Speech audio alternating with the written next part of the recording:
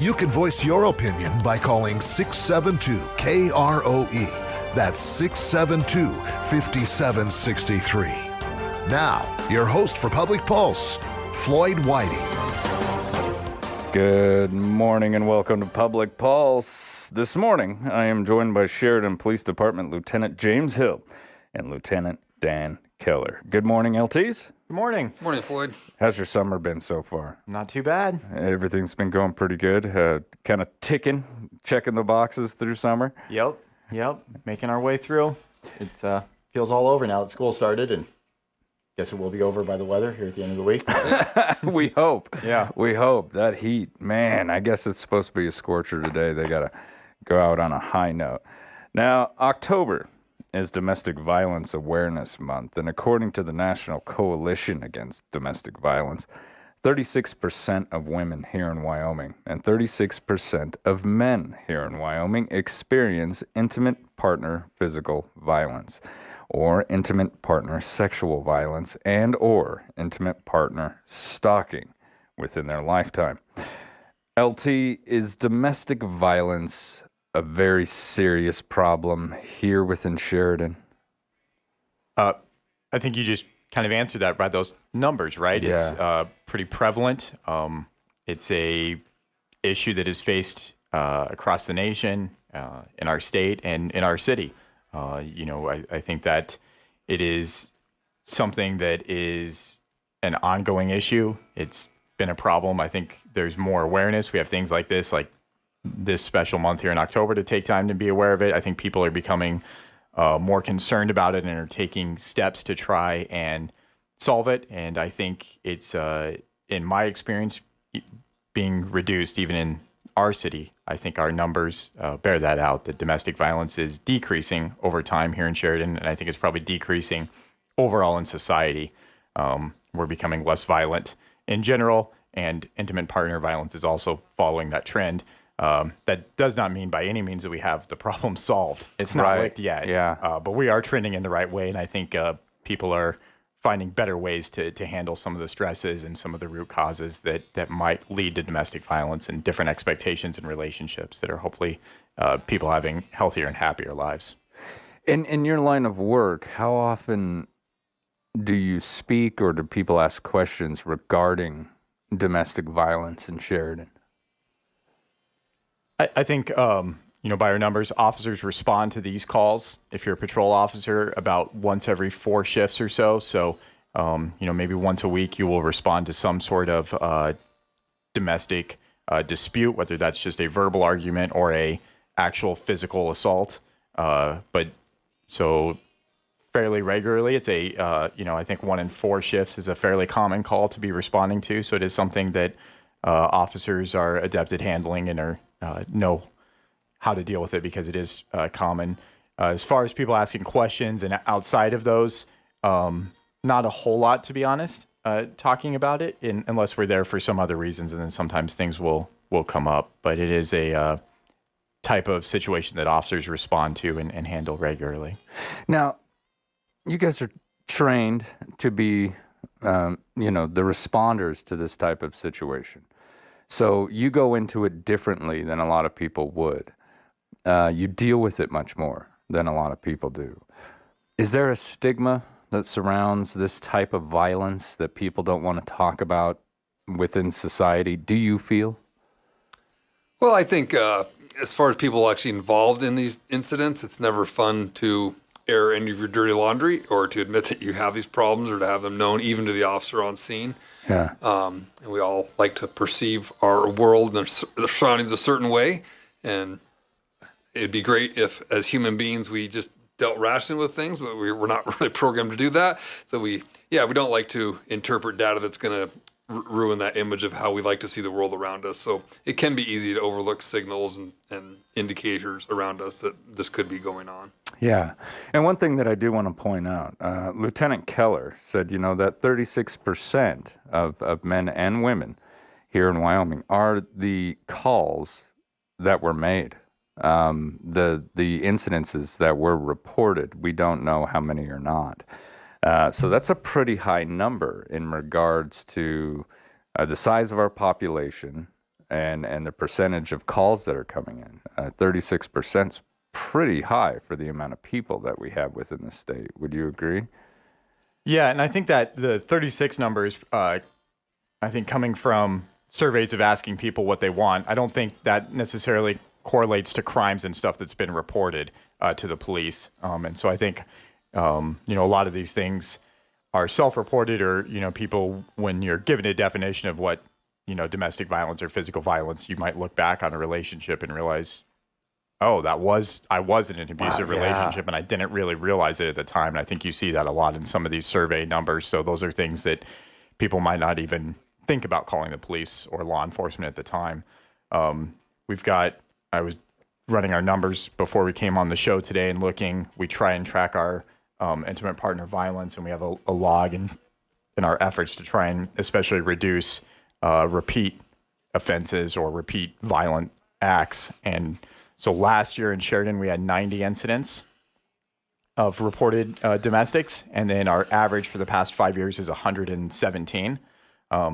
So that's where I kind of said about 1 in 4, 1 in 3 shifts, an officer will be responding to one of those calls. So it's common, but also then if you think about that overall of, we have a town of almost 20,000 people and we had about 100 domestic violence incidences. I don't know if that means it's good that it's not a lot happening, or maybe, there's a lot of crime out there that we don't know about. Right. Probably true in a lot of cases for most crime, right? Yeah. Well, and so what is battery? Is it different than aggravated assault? What are the definitions of those? Yeah, so battery basically is just somebody having the intent to hurt somebody and they cause an injury. That's an act of battery. An aggravated assault or battery is when you cause a serious bodily injury, and it can be triggered by things like using a deadly weapon or drawing a gun, something that shows a serious indifference to life. It's just an aggravated charge of the battery. So that's the difference between, say, like a fist fight in a bar, just messing around. 2 guys didn't get along, they fist fight, and then someone taking a baseball bat to somebody else. Sure, that'd probably be a really good example, yeah. Okay. Now, there's also strangulation. Is that treated differently? Unfortunately, in our line of business, I got a reporter who comes back from a lot of court cases, and you see it just way too often. Strangulation of like a household member or something like that. Is that treated differently? That's a separate and obviously a more serious charge. I don't know the psychology or necessarily the reasons why strangulation, strangling your household member, your domestic partner, seems to be something that happens more commonly. I'm not sure why that is the act of violence that happens. Might have to do with the idea that the violence is about control, and so you're exerting control by controlling someone else's airway. It's also leaves less marks and obvious bruises and stuff. Domestic violence is not often, in my experience, the black eyes, the fist to the face, that's very rare in my career that I've encountered that. But strangulating someone? It's difficult to say, yeah. Just go back to choking. We always say choking, that's not the right Choking, so, word. yeah. That is something that we see more common than even, like I said, the fist to the face and stuff like that. And I'm not sure exactly the psychology, but yeah, it's a separate offense. Wyoming legislatures has made it a different charge that comes through there, and it's a serious felony. Oh, really? So they did increase the charge on that? Yeah, it's that's always a felony. Yeah, there's domestic assault, domestic battery, and then the strangulation of a household member is another offense. Oh, that's a good thing. Yeah, absolutely. To me, it just seems like that would be almost like a manslaughter or an attempted murder, but that's just... Well, and that's why they made it a felony. They recognize just how dangerous it is. It doesn't take a lot of pressure to kill somebody or, the things these victims can go through, and they, if they pass out, which can happen very easily when they're being strangled. I couldn't even begin to imagine the amount of fear a victim would go through, feeling like your life is over, and then even if you simply pass out and wake up, your whole life has changed. Yeah. And that dynamics, that relationship and your relationships are going to be really changed from that point on. So they recognize how dangerous it is emotionally, psychologically, and certainly physically. So we were glad they made that a felony. I think that was, it's relatively new. I'm going to guess 8 years ago, maybe they added that, something like that. Yeah. And I agree with you, LT. That idea, if someone was strangling me, then I would think this is it, and just to experience that self-realization, that fear of finality is absolutely horrifying. And now if police do have evidence, and LT Hill, I'm glad you brought up the fact that a lot of times the victim will try to hide marks, try to conceal this stuff. It's not always prevalent. It's not always going to be the black eye, the busted nose. The bruises and the marks and the scars can be hidden away in a lot of different situations. Once you have evidence of a violent crime, what do you do next? The next steps that we take as a police department, if we have evidence that someone has committed a violent act and it's a crime against somebody else, we will arrest that person, arrest the suspect, the offender. And we are serious about arresting people who commit violence, whether it's within their house or downtown at a bar or at the fair, wherever it is. We will not, you don't get a warning or second chances with violence. It's something obviously we want to take some steps of intervention right away. And so if we build a case based on evidence and statements for probable cause and we're able to take that enforcement action of putting somebody in handcuffs, then we will do that. I do know that for a while there, and I'm not saying that this was all across the nation, but for a while there was a practice by many departments where when they arrive on scene in a domestic, everyone just went to jail. We'll figure this out downtown. Is that a practice? That's not a practice here, is it? No, that's never been a practice since I've been here, and I don't think anytime before that soon. First of all, you just couldn't do that, right? You have to develop specific probable cause. We give a probable cause affidavit anytime we put somebody in jail. The judge reviews the next day. It's just a real summary of here's what crime was committed and here's the facts that make me think this person is guilty. So yeah, we have to lay those facts out anytime we take somebody to jail. We can't just say throw them in jail and let the judge figure it out. Yeah. And that not only that, we wouldn't want to do that. It doesn't fit with our model of policing. We want to actually solve problems. We don't arrest people just because arresting people is fun or anything like that. We want to truly be solving problems and keeping people safe. Yeah. And always a tough situation. What kind of training is given to officers regarding domestic violence? You are officers here to protect and serve. You're not therapists, but a lot of times you end up in this situation where you almost kind of have to be. Yeah, there's some correlations to every investigation we do. Everything from a traffic accident to a homicide investigation. There's some similarities that officers are, in that sense, always practicing their investigations. Everybody's always emotional at some level when they're dealing with us. Everybody's perceptions are altered when they're dealing with us because of the situation they're in. Whether it be panic or shock or yes, fear. Exactly. Yeah. So officers are, or substance abuse or intoxication. There's always dealing with something altering people's perceptions and communication skills. So they're always practicing for that in that sense. We do hold specific trainings at the department. Lieutenant Hill and I did a training on investigations for this to the department, where we really emphasized kind of one of our mantras since we became lieutenants was we want to treat domestic violence investigations more like the seriousness of a homicide investigation and not just like a bar fight. Yeah. We want our officers treating these very serious. Our partners at the county attorney's office sent one of their deputy county attorneys to give us a real great training on strangulation earlier this year. So, yeah, there's just a lot of correlations to all of our investigations that tie together. A good investigator is a good investigator, period. And we do try to do several specific domestic violence trainings throughout the year. And is there a lot of situations where they're like, watch out for this one specific thing or look for this sign? I think being a good investigator is avoiding things like that, actually. Really? I think too many times you can get in here and think it's a checklist or you see one thing and that means something else. And the best investigators that I've known in my career are people who have an open mind and you kind of show up there and saying, I don't know what happened, regardless of the call notes or whatever it is. I don't know what happened here. And so you can take in all the information and the things that you see, the the scene, how things are, laid out, the physical evidence that you see, the statements you get from people.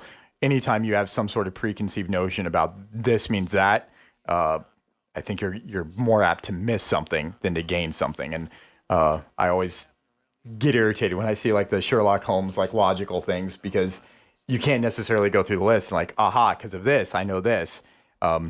People are completely irrational, and sometimes their behavior is hard to explain or understand or know. And so if you kind of think, I've seen this, so it must be that, you can sometimes get down the wrong path. So being open as you go, I think, is the best thing. Yeah, there's a cliche expression, but it's a good one. We want to base our decisions based on the totality of the circumstances. We want to, take a 1,000-foot view, and like Lieutenant Hill says, we don't want these specific triggers. Because this happened, I will arrest. Because this, I won't.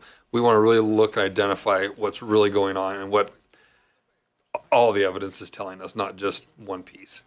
And that's fascinating to hear and great to hear, because, so many of us do kind of get our perception of what you do from the television. We're like, oh, well, they've got this because so-and-so's got dirty fingernails. He's going to jail. You know what I mean? Mm-hmm. And so it's great to hear that. Now, in your experience, are you usually dealing with the same people or the same couples over and over again, or is this somewhat sporadic?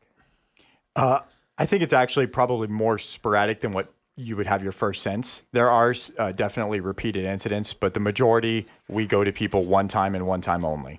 Either that's, we end up arresting and, that's kind of a wake-up call for everybody involved, or, even just the police showing up, they realize it's escalated and they get help and kind of adjust to it.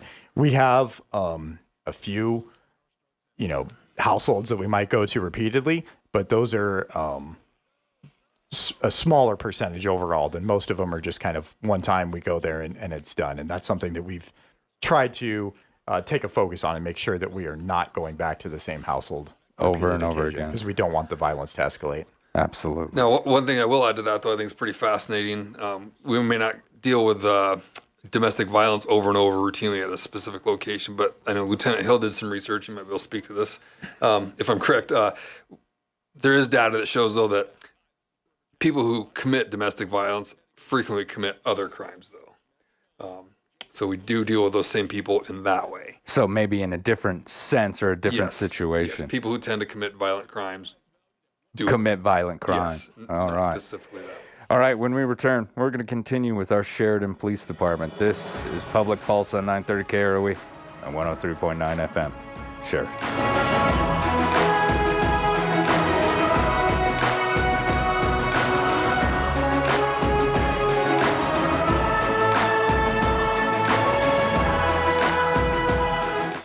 At Eliason Financial, money management isn't just about dollars and cents. It's about dreams and opportunities, and more importantly, family. We'll take time to get to know you. Then we'll develop a unique wealth management plan that works hard, just like you. To learn more about who we are and what our wealth management advisors can do for you, visit Eliason Financial online or call 307-672-3010. Securities offered through Royal Alliance Associates, Inc., member FINRA, SIPC. This week on the Weekend Sports Wrap podcast, we recap week one of the college football season, including the Wyoming Cowboys proving us and everybody wrong in the process. We also talk about Russell Wilson getting an extension with the Broncos before he even throws a single pass for Denver, as well as the Donovan Mitchell trade, sending Donovan Mitchell to the Cleveland Cavaliers for a bunch of assets. We talk about those topics and more on the Weekend Sports Wrap podcast on SheridanMedia.com or wherever you get your podcasts. Hey, this is Lisa Stofan. Heard the Mark Patrick weight loss hypnosis hype? Well, I attended because my father stopped smoking with hypnosis. Hypnosis eliminated my desire for soda and fast food, made me want to exercise, and I lost 60 pounds in 6 months. My energy level exploded. I went to another session to deal with some other problem foods, and I lost another 10 pounds. In fact, I brought my husband. He lost weight. More important, cholesterol and blood pressure improved. My friend went, and she lost 20 pounds in the first 2 months. So does Mark Patrick hypnosis work? Oh yeah, it works. Nothing has changed my life more. Well, except maybe my husband. He's so proud of me. Makes me cry. Join Mark Patrick seminars and lose the weight or stop smoking, guaranteed, for only $49.99. The weight loss seminar is Sunday, September 18th at the Ramada in Sheridan. It's 11 a.m. to 1 p.m. Registration begins at 10:30 a.m. The stop smoking seminar starts at 2 p.m. and registration at 1:30. The Sheridan Farmers Market is back for another great season on Grinnell Plaza with local produce, meat, eggs, coffee, baked goods, and outstanding locally handcrafted items. Every Thursday, 5 to 7 p.m., you can find the best our hardworking local producers have to offer. Special thanks to our season sponsor, First Federal Bank and Trust. See you Thursday on Grinnell Plaza at the Sheridan Farmers Market. And remember, please leave your pets at home. First Federal Bank and Trust formed in Sheridan in 1935 as a financially stable community bank. We strive every day to support and improve the lives of our staff, customers, and communities. Currently, we have some great certificate of deposit specials. We are also assisting you with an increased online savings rate that you can easily open online. First Federal strives to maximize your earnings. We have been your community bank since 1935. First Federal Bank and Trust. Online at efirstfederal.bank. Member FDIC. Good morning and welcome back to Public Pulse, brought to you by our friends out there at Eliason Financial. I'm Floyd Whiting, and this morning I'm speaking with Sheridan Police Department Lieutenant James Hill and Lieutenant Dan Keller. 1 in 3 women and 1 in 4 men in the United States have experienced some form of physical violence by an intimate partner. Domestic violence is a real problem in the Cowboy State. According to Disarm Domestic Violence Wyoming, our state reported 38 domestic violence murders from 2012 to 2019. LT Keller, I did want you to touch on one situation that we were talking about over the break. I thought you brought up a fantastic point. If you would just elaborate on that for the listeners. Sure. We were just discussing, how domestic violence is never okay. And if you're in a relationship and somebody's being physically violent with you or manipulative, controlling like that, it's never okay. And one of the false narratives victims we find often perceive is that the domestic violence kind of accidentally happened, right? Somebody just lost control, they're drunk, or they lost their temper. When in reality, what we know is domestic violence is a very intentional and specific crime. The people who do this, they're specifically, they don't do it in the middle of Walmart. They don't do this with their boss when they're mad with their boss. They specifically choose their victim and when and where to do it. It's a very specific, it's their version of control. It's not because they lost control. It is control itself, isn't it? Yeah, and it's a very deliberate crime. It's, like I say, it's much more like a planned robbery than it is a traffic accident. And these don't accidentally happen. These perpetrators, they plan them. They know specifically who their victim is and how they're going to do it and how the means they're doing to get away with it to make sure they don't get caught. Yeah. And what is the Sheridan Police Department doing to address domestic violence issues here within Sheridan? We've kind of taken two tracks. One we've touched on earlier, and that's just our in-depth and striving to be professional in all of our interactions, but very professional and in-depth, thorough investigations of incidents to go there to see if we have a crime, if we can prove it. And then, we try to gather enough evidence so that we won't necessarily even need the victim's cooperation going forward. We want to be able to build that strong of a case. So that's one way that we're doing it. The other way is through our contact before a crime has been committed and prevention efforts. We do the professional investigations because we want to be able to hold people accountable and make sure the violence doesn't escalate. Then we also work on preventative measures if we're going to verbal disputes, things like that, when we can see that people are having issues that could escalate into violence, or they could just need some help, not necessarily even on the road to violence, but obviously they're having problems within their relationship. You kind of talked about therapists. We're not therapists, but we carry around a brochure and a resource of references list for people that include things like therapists, That's fantastic. Employment help, financial help, substance abuse, whatever your hang up or issue might be. We try to have this on this, what we call our resources for relationships pamphlet.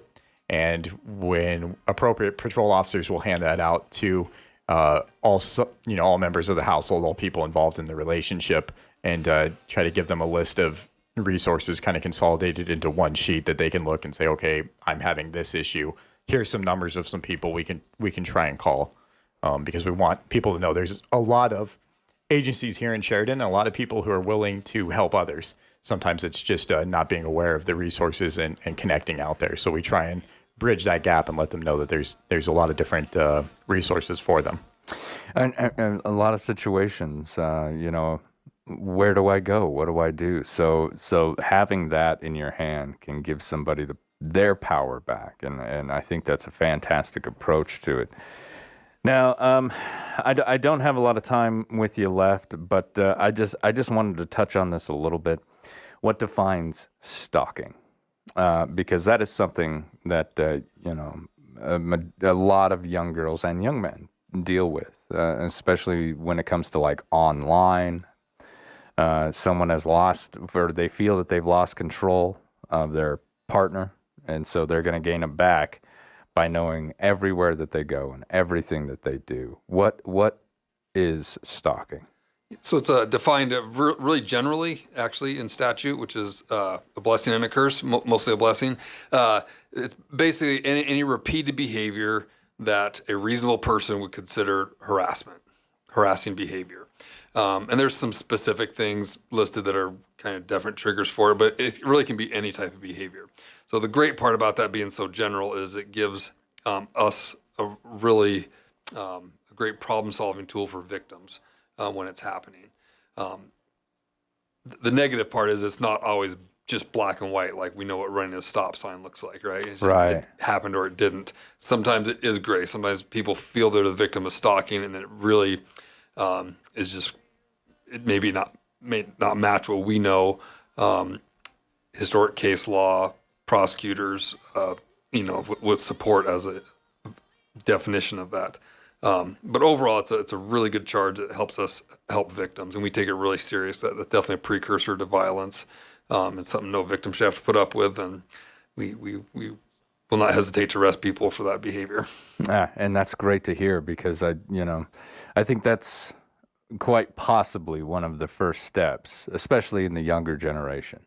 When they try to seize control of their social media. It's a way that I can control you without being in the same room. And then from there, knowing where you're at, knowing where you're going, and threatening. And a threat can be something as simple as, I saw you here. I saw you there. Anything, in my opinion, and this isn't law, folks, but in my opinion, anything that makes somebody else feel threatened by the presence of another, especially a statement like that. LTs, thank you so much for coming in and speaking with me about this tough situation today. I greatly appreciate you. Please be safe out there. Thanks, Lloyd. Appreciate it. All right, folks, when we return, we're going to speak with the Advocacy and Resource Center. This is Public Pulse on 930 KROE and 103.9 FM. Sheridan.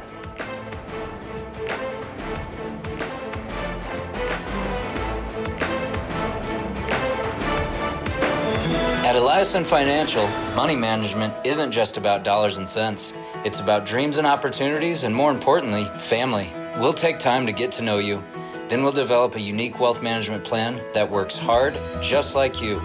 To learn more about who we are and what our wealth management advisors can do for you, visit Eliason Financial online or call 307-672-3010. Securities offered through Royal Alliance Associates, Inc., member FINRA, SIPC. Parker Mellinger provides business advisory services tailored for you specifically to help your business become compliant, tax efficient, organized, and strategically aligned with your goals. Think of us as part of your team. You will rest more comfortably knowing that you are covering all your financial bases and making an informed decision. Contact us today at Parker Mellinger. Our focus is where you're going, not where you've been. Join Rooted in Wyoming on Saturday, September 24th from 4 to 7 p.m. at Born in a Barn for our 6th annual Farm to Table and Hoedown fundraiser. Enjoy a locally sourced farm to table dinner, bid on unique items in the online and live auction, and enjoy music performed by the Craft Brothers, Wester Bannock, and Brooks Forsyth. Buy your tickets today at rootedinwyoming.org. Thank you for your support as we work towards a future where everyone in Wyoming has access to fresh local produce and is motivated to grow their own food. Would you like to turn your fly cast into an art form or learn how to process your own meat? Would you like to learn American Sign Language or study different styles of yoga? Sheridan College is offering community interest classes to provide unique learning experiences that will feed your curiosity in a wide variety of subjects such as art, technology, outdoor, and cultural topics. Begin tailoring your education to your hobbies by visiting www.sheridan.edu/community. Using our easy online form to enroll or call an advisor today at 307-675-0500. Heads up! Whether it's at work, at home, or play, take a few seconds to look up and locate any overhead power lines. When working outside, be sure to keep yourself and any tools or equipment you're using at least 10 feet away. Teach your children to fly kites or toys in areas away from overhead power lines. And do not attempt to remove anything that has become tangled with a line. Always assume an overhead power line is energized and dangerous. A safety message brought to you by Montana Dakota Utilities. In the community to serve. Connect our community to the outdoors at SCLT in Bloom. Presented by Sheridan Media. September 10th in the Whitney Center for the Arts at Sheridan College. Learn about the 11,000-year-long history of Native Americans in Yellowstone with archaeologist and author Dr. Douglas MacDonald.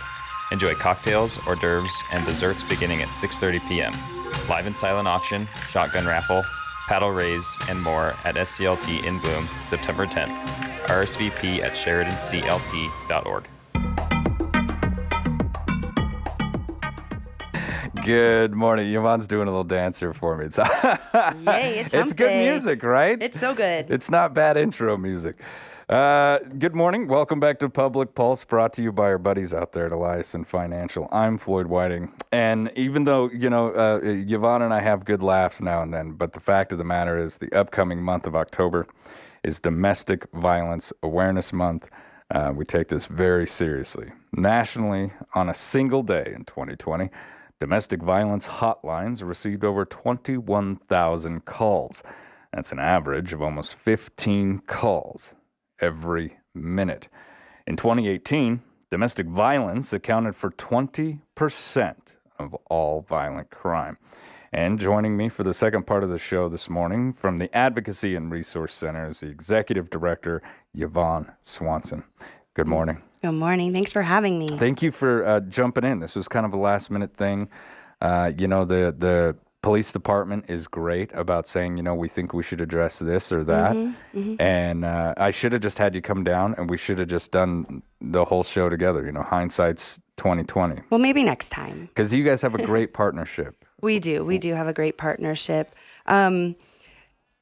I was listening earlier, and they talked about going to calls and things like that and trying to be proactive with relationships. And if there is a domestic disturbance and there isn't a crime committed yet, they approach those parties and they talk about resources in the community. Well, we also are one of those resources that they refer to.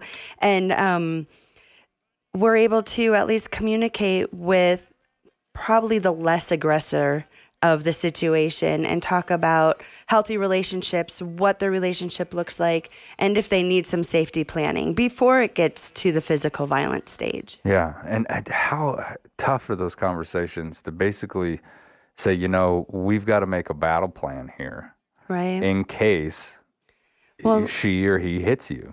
The reality is those people have already thought about it. Yeah. When we sit down with victims or we sit down with people who are in maybe a toxic type relationship and things like that, we look at them as the expert of the relationship. They know their partner better than anybody else. They know what some of the triggers are or what the triggers aren't, because sometimes they change every day. But what the people we speak with know is when it's safe, when it's not safe, what it's going to feel like, how it sounds when they walk in the front door and set their lunchbox down, what kind of evening they're going to have. So when we're safety planning with somebody, we're talking about those things and what they can do or what they could do differently, and maybe planning ahead for getting out of that relationship and maybe relocating to a new, safer home. It's really tough to talk about, to think that men, women, and children, all across the demographic out there, just based on the sound of a door, Yes. The sound of a lunchbox. Mm-hmm. The way someone took off their boots. Yeah. You know, determines if I'm going to hide in my room in fear. Mm-hmm. If I'm going to do everything I can and walk on eggshells all night long. And this is life. Yes, and that's the safety planning with the children. The safety planning with the children of like, where do they go? What happens when mom and dad are fighting? Do they have a safe neighbor? Do they have to grab a little brother or a little sister or the puppy? Or what do they have to do to find safety during those situations? I spoke with one little girl who was like, mom and dad started fighting, so I got my little brother and we went and played outside. That's what we do. We go and play outside until it's time to come back in.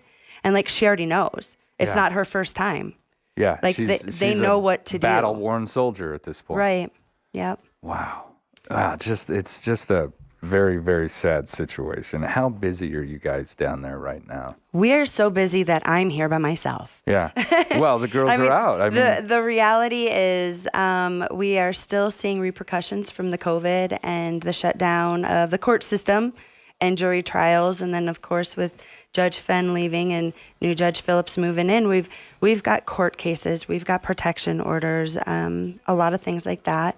We have opened up our office at the Sheridan College. Oh, great. So Cassidy is out there getting to know the new students for the school year and letting them know that we are available right there on campus.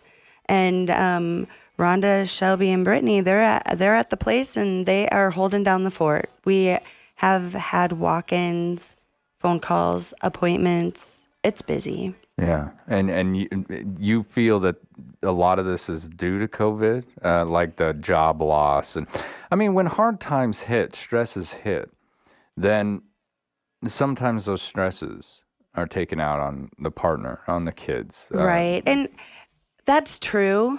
But I feel like it's a little cop out, and it gives them kind of permission to be abusive. No, yeah, I'm not doing that. Just so you know, yeah. No, I mean, like, because, and I think it was Lieutenant Keller who was saying how it's very purposeful. The abuse that happens is very purposeful. They know who they're going to abuse. They know when to do it and how to do it. They're not going to do it on a random stranger.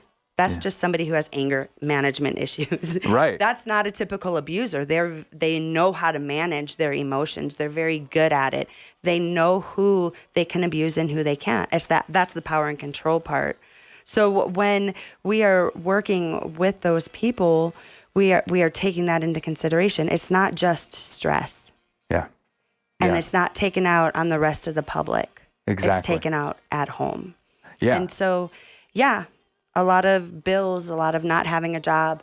I look at it more as the partners are together longer without breaks and without being able to have private time, separation time. Yeah. So that tension will build.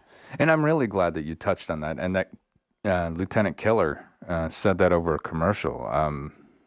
Because I've heard that, you know, he just stressed right now. Things are tough. No, and you know, like LT said, he didn't go and punch his boss in the face. Right. He waited. Right. He waited until he got home, or she waited until they got home. But it's the victim's point of it's their survival of like, well, it couldn't have been me.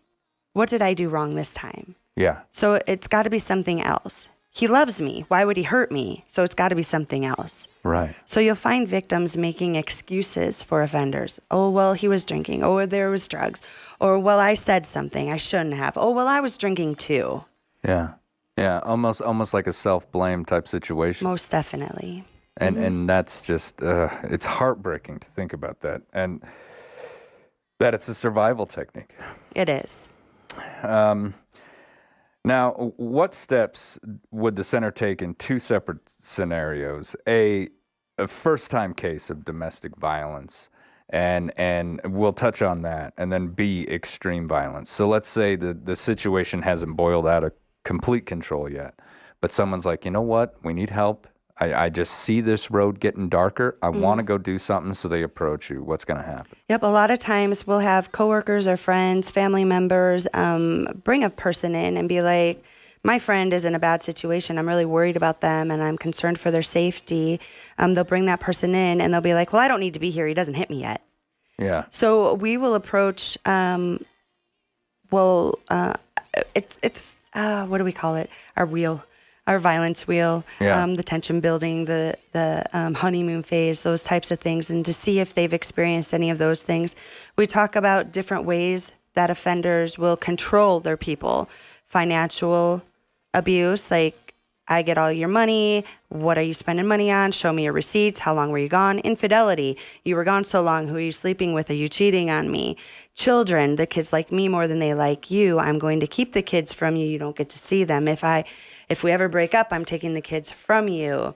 Animals, pets. They will abuse the pets. They will hurt the pets just to show people what they are capable of doing. Yeah. Name calling, belittling, slapping, spitting, biting, all of those types of things. None of those are crimes. I mean, besides the animal abuse, I'll take that back. But I mean, like, none of those are crimes. Law enforcement shows up and somebody's doing all those things to you. They're like, sorry, a crime hasn't been committed. He hasn't unlawfully touched you or hurt you. He can break all of the things in the house. It's not property damage when it's jointly owned. So, like, there's a lot of things that can happen long before there's physical violence. Yeah. So we'll talk about those things and what those things look like. And we'll let that person process, because it takes time to process. And it takes time to think and plan about what's my next move. Because nobody wants to think, I'm in an abusive relationship. No. And we just haven't hit that point yet. Right. Well, if he does this, then maybe I'll do this. Well, if this happens, then maybe I'll do this. But then in your experience, and I'm not saying this for everybody, but in your experience, usually it's always pushed to the next level. Well, he did do that, right? But it was only once, so Yes. we'll wait till that happens again, or this happens again. Well, we point out how it looks like it's escalating. Yeah. When it starts escalating, and he starts you raise the ante because you might do a little pushback. Yeah. Then he's going to be like, well, that tactic's not working. I'm going to try this tactic. And he might not fully understand or consciously be like, oh, this isn't working. I'm going to do this. But like subconsciously, he's escalating and things get more violent. Yeah. And I just want people to know that we do understand that this happens to men and women. We're just kind of using the big proverbial pronoun. I'm sorry. He. Yeah. No, it's all good. I do just he want and people... she just because it's easier to tell them apart. Exactly. And I totally agree with you on that. Now, so now let's go to the other end of the extreme. Now we've got an extreme case of violence, a stalker, a controller, someone who has everything. She's got kids or he's got kids. They have nowhere to go. They come to you. What's next? So usually when there's a huge violent episode, somebody's arrested. It's great. It's great when they're arrested because it gives us a little bit of time. However, it's only a little bit of time. Yeah. Generally speaking, in our criminal court system, they're usually out within 24, 48 hours. And so it's not a lot of time. But with law enforcement intervention and then contacting us, we can talk to that person and we can be like, what's going on? What do you need? How can I help you? Sometimes it's putting them in shelter. Sometimes it's getting a protection order. Sometimes it's relocating to family members because they might not feel safe here or they might have a better support system somewhere else. So we're looking at all of those things in a few hours. And so sometimes that one victim might also take up a few days.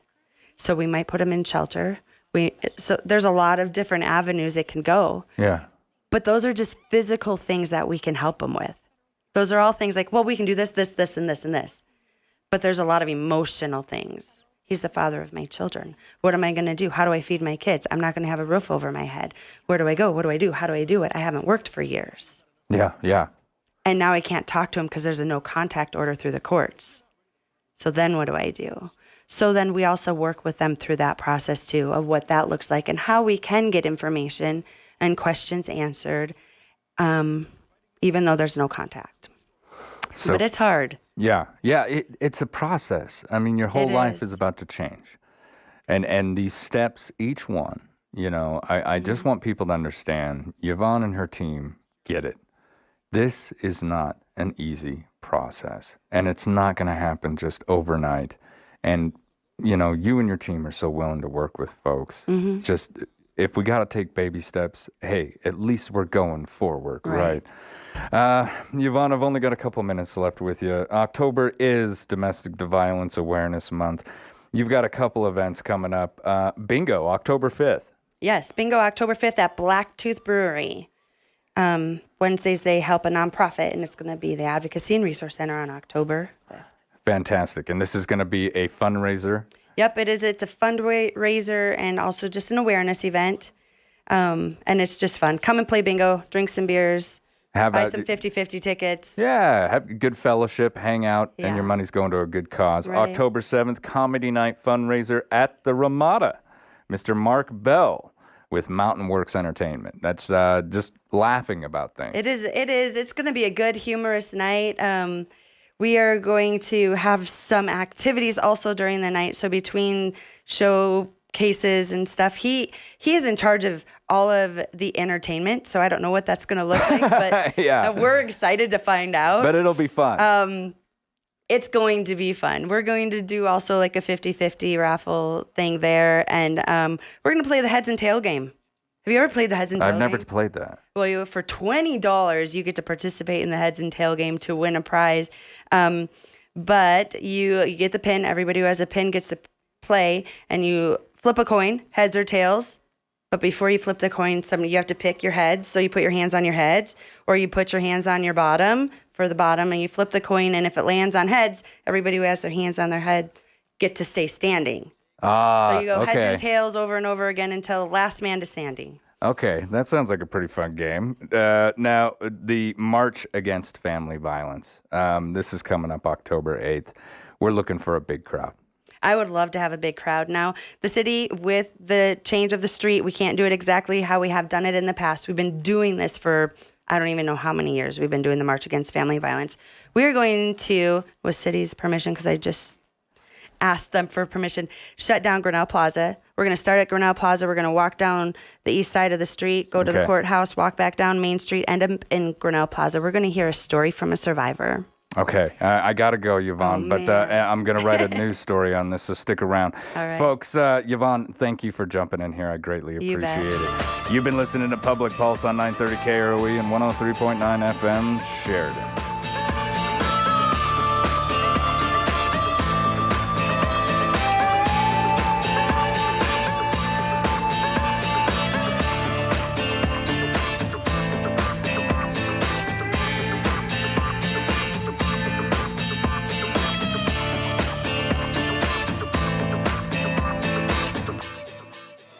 At Eliason Financial, money management isn't just about dollars and cents.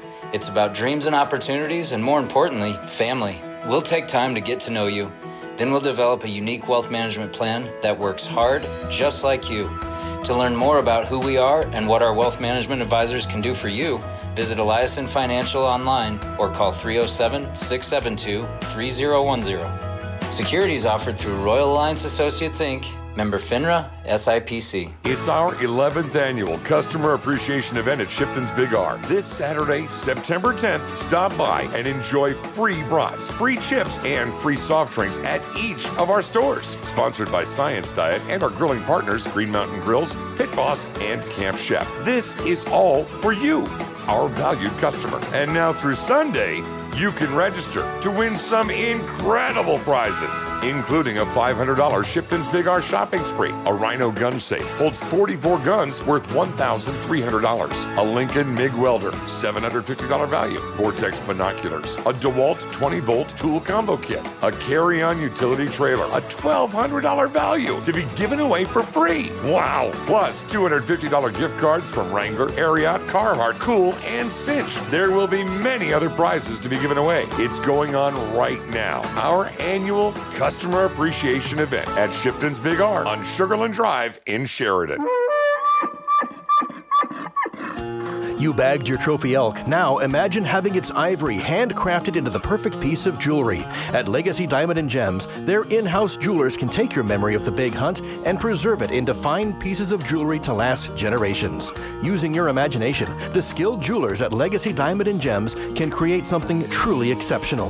Visit them at 11 North Main Street or online at legacydiamondgems.com. Hurry in now.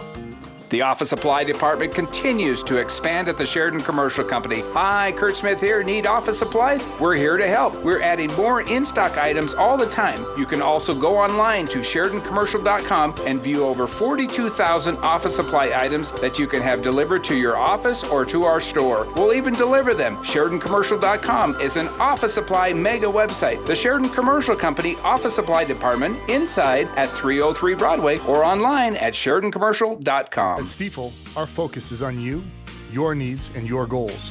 You won't be plugged into a one-size-fits-all model. This is Jeff Tomlinson, financial advisor and branch manager at Stiefel. We practice a service model where our clients can share their vision and ask questions. Regardless of your situation, our guidance is driven by your investment needs. Call us at 307-672-3434 to talk about your financial goals. Stiefel Nicholas & Company Incorporated, member SIPC and NYSE.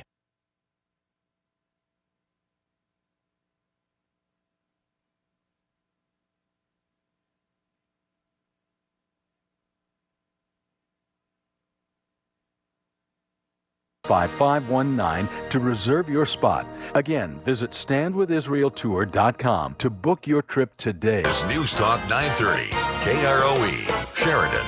KROE, Sheridan.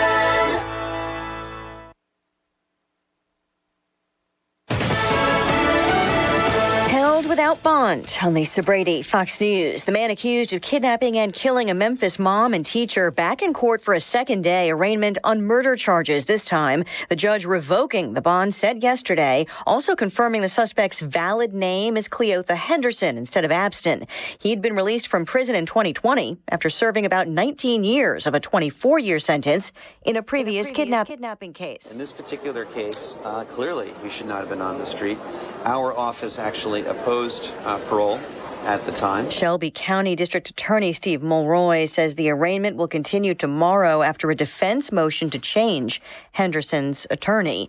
The former president's legal team says the latest leak about documents taken from his Florida home shows no regard for the truth. Some of the documents detail top secret U.S. intelligence that's so protected, even many senior national security leaders aren't informed about them. The Washington Post reports the documents are only allowed to be seen by the president and some high-ranking members of the administration who also have authority to grant clearance. Fox's Ryan Schmelz, a Trump lawyer, says leaks are damaging public confidence in the integrity of the system.